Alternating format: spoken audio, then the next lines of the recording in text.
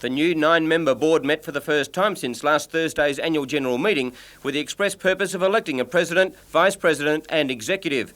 There were 2 nominations for the top job left vacant by Foundation President Max Fox, who failed to win a seat on the new board.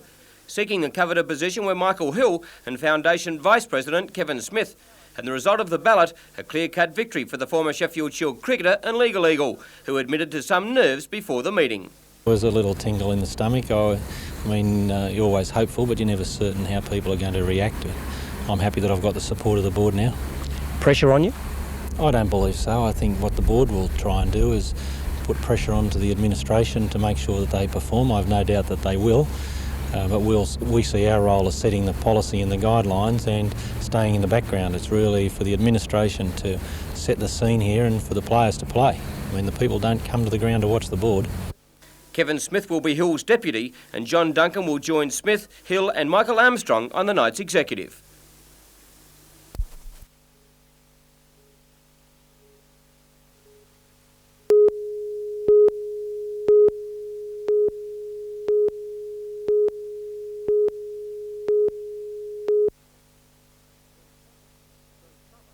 The summer rodeo was held at the Torres showground over the weekend and despite the wet conditions attracted an audience of more than 2,000.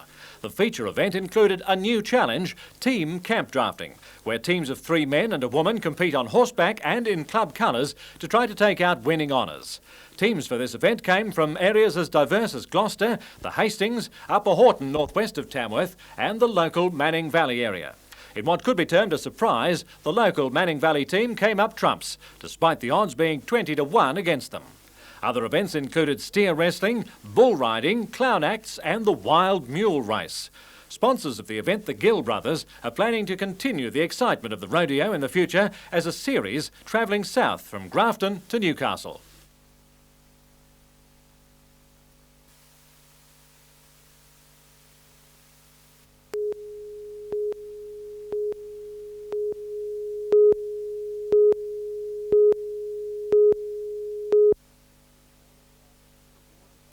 The Warner family, still stunned by the flash flooding, spent the day cleaning up after more than 75 millimetres of rain came down in less than an hour. Water just come down the hill, and that was about 3 o'clock, I think it was, and it just banked straight up into the yard. Couldn't get down to the next door neighbour's place, and so we copped it. We got the lot. Andrew Warner's backyard was littered with timber, tyres and junk washed in on a 2-metre torrent. The mixture of stormwater and sewage from overloaded pipes flooded his house, destroying carpets, furniture and belongings. Even their Christmas presents were ruined in the deluge. Presents are gone, we've no time to go and buy any more, so people that are expecting us have to wait till next year now, I suppose. Nothing much else we can do. Workmen today were patching up the roof of the Beresfield Bowling Club. A heavy backlog of water had lifted the tiles and poured into the club. Damage has been estimated at more than $10,000. Beresfield Golf Course took the main load of water, the grass fairway looking more like a lake. But not everyone was cursing the downpour. We're terribly thrilled about the rain. Wine growers say the rain over the last week has rescued the 92 vintage. 10 days ago we were wondering if there was going to be a vintage at all. For 25% of local producers, the rain came too late, with grapes dying due to lack of water. Falls have been evenly spread around the valley. Merriwa and Cassilis received 50 millimetres, Scone 30 and Dungog 29. Dam levels have remained relatively unchanged. Chichester is up 0.5%, Grahamstown just over 2%, Tomago nearly 7%. Hunter Water Board restrictions still apply. For the man and woman on the land, the rain has been a welcome relief from one of the driest periods on record. Farmers are renowned for being a cautious bunch, and no one is game to say this is the end of the drought. But the change in weather patterns has offered great hope for the weeks and months ahead. Peter Ryan, NBN News.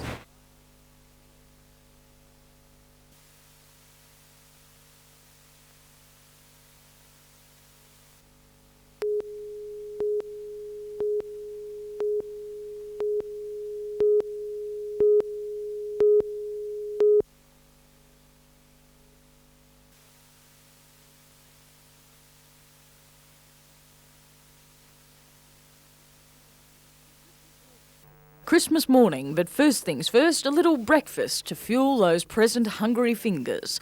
And then after a quick assessment, time to see what Santa has left behind. The obligatory photo session over, time for the rest. But it seems Santa has misheard a few of those Christmas wishes.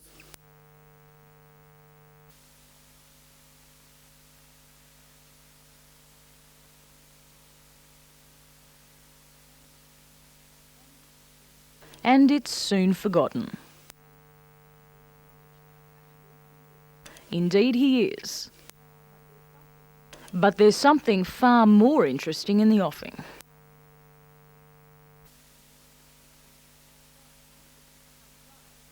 Outside, hundreds of people were celebrating the spiritual side of Christmas.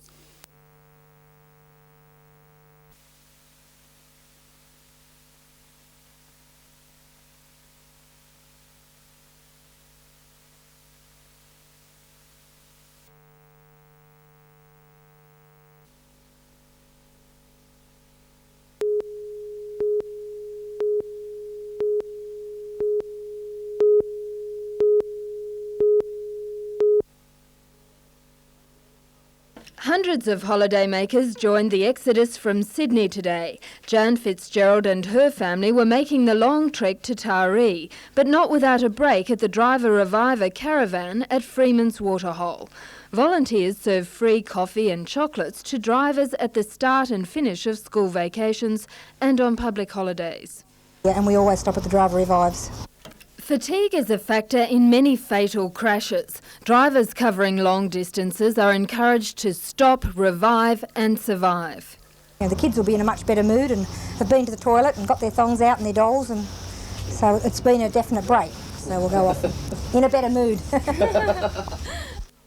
Volunteers at Freeman's Waterhole have poured more than 42,000 cups of coffee for drivers since Easter last year. By persuading motorists to take regular breaks, they believe they're helping to reduce the road toll. Jane Anderson, NBN News.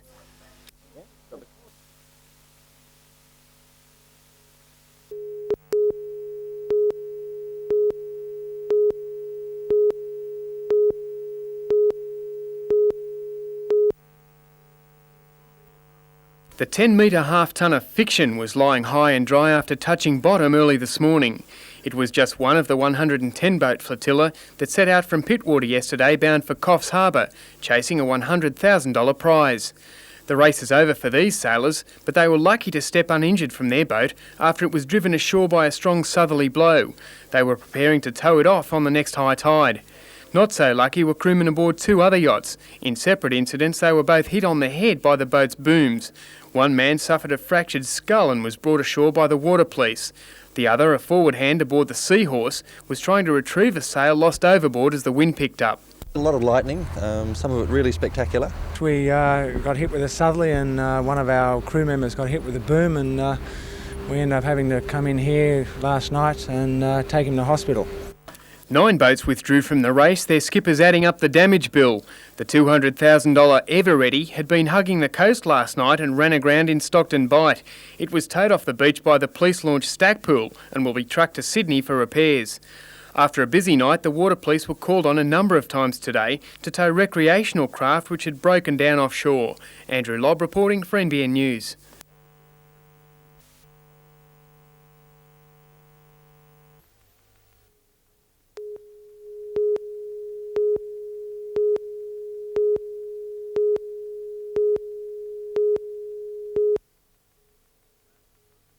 Yolanda Bogert walked out of her Hawaii home on Sunday evening after an argument with her family over staying out the night before. A police search was called early yesterday morning, but the young girl had cycled to Tacoma and camped in a tent she had received for Christmas.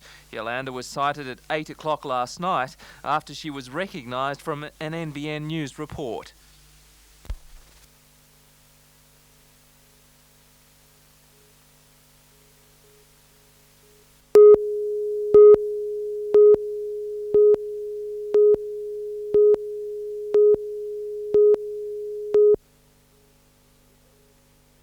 If anything can fizzle out the fanfare of seeing in the new year, it's rain. And with the sky hanging low and grey over Newcastle, revellers are revising their plans to make sure they can celebrate without getting drenched. If I'd have been saying we've been doing something, but it's too cold to go out. Well, we were hoping for a barbecue, but we'll probably have a meal inside. On the foreshore, the road crews were assembling the stage, complete with an all-weather tarpaulin, for the Ian Moss concert. Organiser Peter Anderson says several thousand tickets have already been sold and the show will go on no matter what the heavens throw down. We've got wet weather gear and I'm sure people in Newcastle aren't going to let a little bit of rain interfere with a great time. In the maternity wards at John Hunter Hospital, there's no champagne for the expectant mothers, at least not yet. The competition's underway to see who'll be the first to give birth in 1992, and Fiona Waldorf of Cooks Hill rates her chances highly. I'd like to wait till the new year, hopefully. I hope it's not going to be too long. But yeah, it'd be a nice way to start the year. Also preparing for a busy night, the pubs and clubs. Very big night, yes. We hope the weather doesn't keep too many people away. But if the revellers are out in force, so are the police. 20 highway patrol cars will scour the Newcastle area as part of Operation Countdown, and 30 officers have been assigned to the foreshore. The wharf area, the New Year celebrations are for everybody, not just for a few drunken louts who want to play up. And if they are there, I can assure them that we'll handle them. Of all the places you could end up at tonight, this is the one to avoid. The bar service is non-existent, the entertainment, except for a couple of pictures on the wall, is lousy, and waking up on this bed is no way to greet the new year. Scott Bevan, NBN News.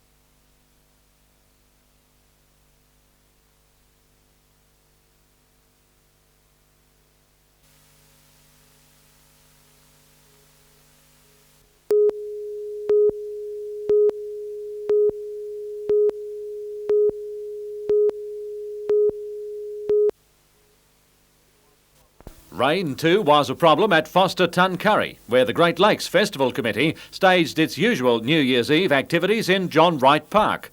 Local band Vice provided the rock music for those willing to brave the elements and bop in the sop.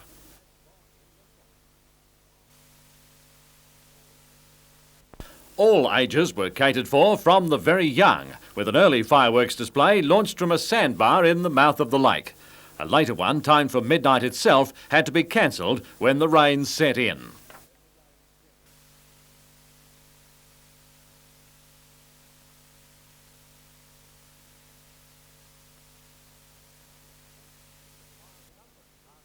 While numbers last night were way down on the previous year because of the intermittent pelting rain, police still laid 45 charges, including offensive behaviour, stealing, assault and drink driving.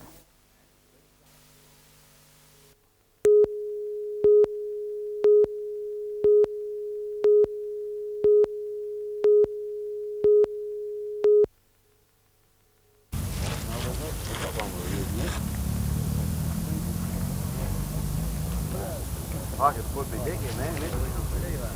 Let's put the covers on the wing and be the flat.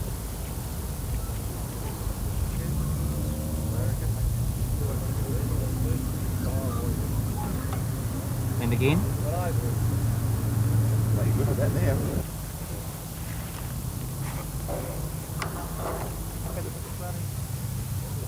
Well, you know, wait. I know she's dancing, hey?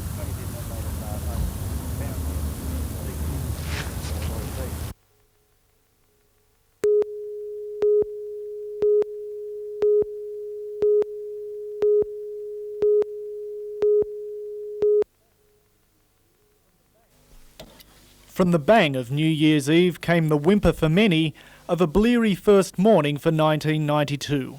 While workers cleaned up the foreshore, the seedy revellers tried to clear their heads by drinking all sorts of hangover concoctions. Swamp water, best stuff for a hangover yet. Half squash and half new. Fixes you up like nothing. Got to try it. The foreshore crowd was about only a tenth of the 50,000 who flocked to the waterfront in 1990. The brewery says alcohol consumption was about half of what it was the year before, blaming the weather for the downturn rather than the introduction of a controversial cover charge. But with fewer people, police report there was less trouble. A lot better behaved this year than previous years. I think it's, the crowds were in general in good nature. The weather was perhaps a little cooler, which kept them a little bit away from the foreshores. While New Year's Eve 1991 was quieter than the last, 18 people were arrested and 38 charges laid, mostly for street offences. But the police say the real success story is that the number of drink driving charges is way down. We carried out quite a number of RBT tests and there was only one detected. That was at Mayfield. Ambulance officers saw the dark side of too much partying, attending 60 jobs. But they say that's much quieter than 1990's casualty rate. And that's perhaps due to the inclement weather.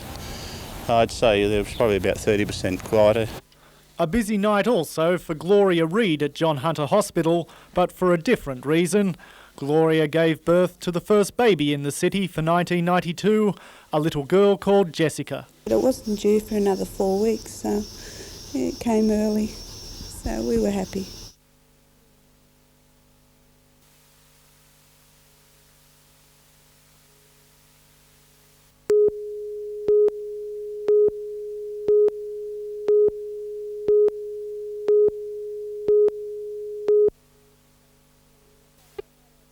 The dubious honour of having staged the rowdiest New Year's Eve party went to this place, the entrance. Police claim there were more arrests here last night than there were in the inner city of Sydney. 60 revellers at the entrance were detained by police. Most of those arrested were visitors. Much of the trouble occurred in the township. Despite the rain, about 1,000 people celebrated in the park. We had shop fronts broken, we had serious assaults, we had a lot of offensive behaviour, language and actions in the park here. 2 police were injured trying to arrest offenders. The front window of a Chinese restaurant was smashed. Police have no doubt about what's behind the violence and vandalism. I think it all just goes back to the alcohol problem. People drink alcohol and just can't handle it, and it results in antisocial behaviour. As the entrance dried out today, evidence of a very merry new year littered vacant blocks of land. Police were left to assess the damage. Jane Anderson, NBN News.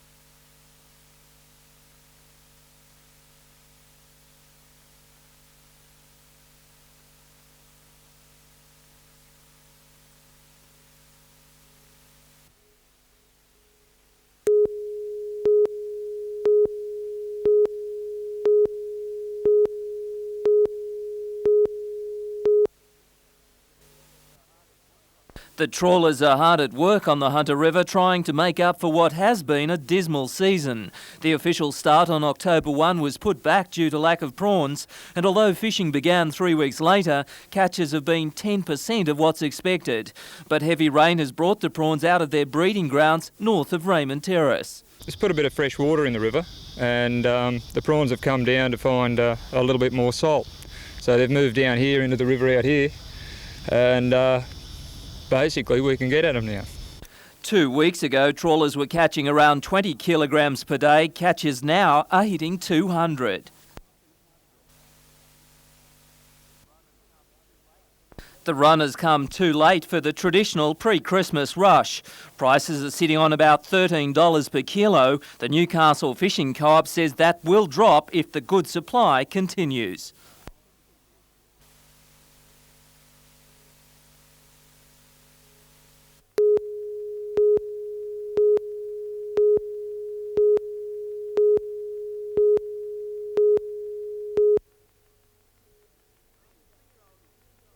"23-year-olds Lynn Ferris of Armidale and Kylie Twisford of Nora Head and 24-year-old Melissa Wilson of Newcastle are part of the crew of 15 sailing the Sir Thomas Sopwith from Sydney to Athens.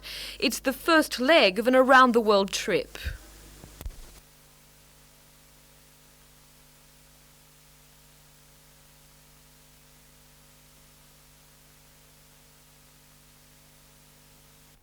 The Ketch will join in a reenactment of Columbus's famous voyage to the New World 500 years ago. The 15 young Australians won't be back to Sydney for another year. By then, 4 different crews will have taken the boat around the globe, relying on only the wind to get them home.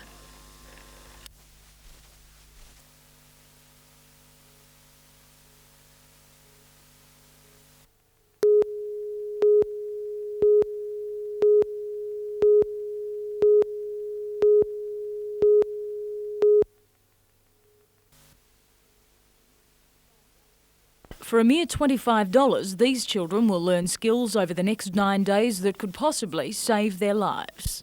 It's very important that children are safe in the water. As we know, there have been some drownings going on lately, so they should be taught to swim so that they can save themselves. And also for enjoyment. I mean, the Hunter area is such a lovely region for children to play and enjoy the water in. And to do that, they really need to be able to swim. The Department of Sport and Recreation's program caters for children aged from 5 to 9. Classes range from those for non-swimmers to children who can already swim. The skills vary according to their ability, but obviously the beginner swimmers are taught breathing, how to push and glide in the water, how to float, and then you go through to the blue groups who learn to improve their strokes. They do rescue and survival skills and that type of thing. The department's next Learn to Swim program begins on January the 13th and places are still available.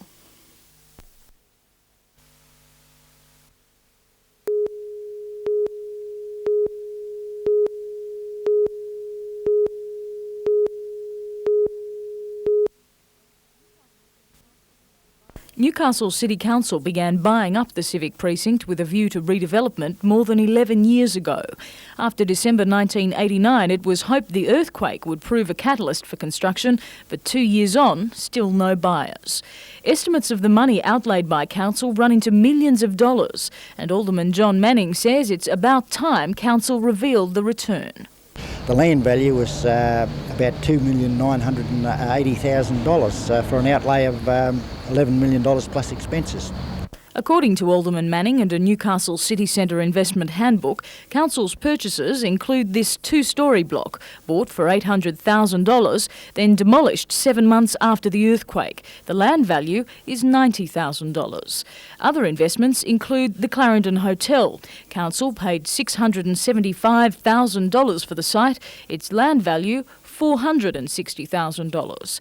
Council also bought the City Motel along with the Derby Street shops it backs onto, paying $3,040,000. The land value is $340,000. Council has been asked to provide full details of its investments.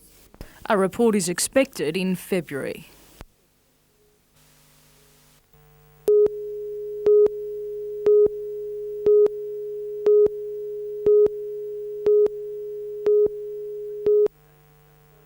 For some, the dangers don't lie in the deep, but in the deceptively safe appearance of shallow water.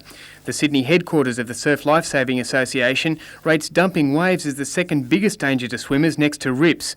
With sandbanks heaped up along the east coast by calm winter seas, the Lifesaving Association warns that the combination of choppy summer surf and large crowds can be a recipe for disaster. An exhausted swimmer was dragged from a rip at Foster yesterday, and a 55-year-old Sydney man, John Cohens, remains in Newcastle's John Hunter Hospital with spinal injuries after being dumped by a wave at Hawksnest Beach.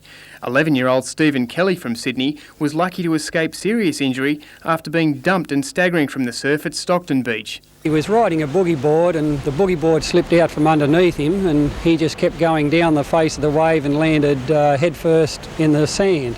Accidents can be avoided by careful wave selection. The main thing is look for a good spot where the waves are breaking, not pounding down onto a shallow sandbank. Look for where there's a bit of deep water. In the event of someone suffering a head or neck injury, help can be as close as the nearest lifesaver, but if not, they offer this advice. With the spinal injuries, you don't move them. Just make sure you can get their head out of the water so they can breathe, and immobilisation is the main word.